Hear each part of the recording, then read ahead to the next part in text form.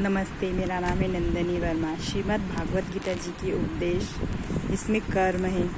इंसान को अपने अपने कर्म का फल जरूर मिलता है। यदि आपने अच्छा कर्म किया है तो उसका फल भी आपको अच्छा मिलेगा। पूरे समय में यदि आपका मुश्किल वक्त आया है तो वो अच्छे कर्म उस समय से बाहर आपको निकाल ही लेंगे। यदि आपने गलत कर्म किया है तो आपको उसकी सज़ा भी ज़रूर मिलेगी।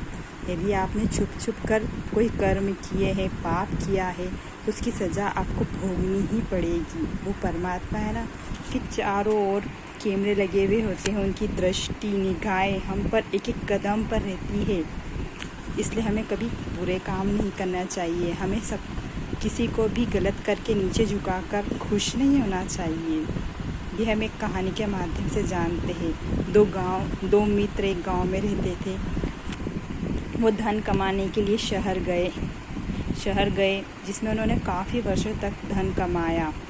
फिर उन्होंने सोचा, फिर धन एकत्रित हो गया, फिर सोचा कि क्यों ना हम गांव वापस चले। फिर दोनों मित्र गांव आने लगे, बैलगाड़ी से गांव आने लगे। तो आते आते उन्हें रात हो गई। फिर उन्हें एक जंगल में रात रुकना पड़ा। फिर एक मित्र दूसरे मित्र से कहता है, जाओ मैं धन की रक्षा करता हूँ, तुम जाकर भोजन की व्यवस्था करो। फिर वो मित्र जाता है धन की व्यवस्था करने के लिए। उस मित्र के मन में पाप आ गया, धोखा आ गया। वो सोचने लगा कि इसको सारा धन, क्यों ना मैं सारा धन ले लूँ, उसको मार डालूँ। फिर उसने उसके भोजन में जहर मिला दिया और उसको मार डाला। फिर वो सारा धन लेकर गाँव पहुँच गया। उसके घर में बेटे ने जन्म लिया।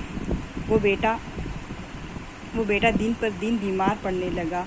उसका सारा पैसा उस बेटे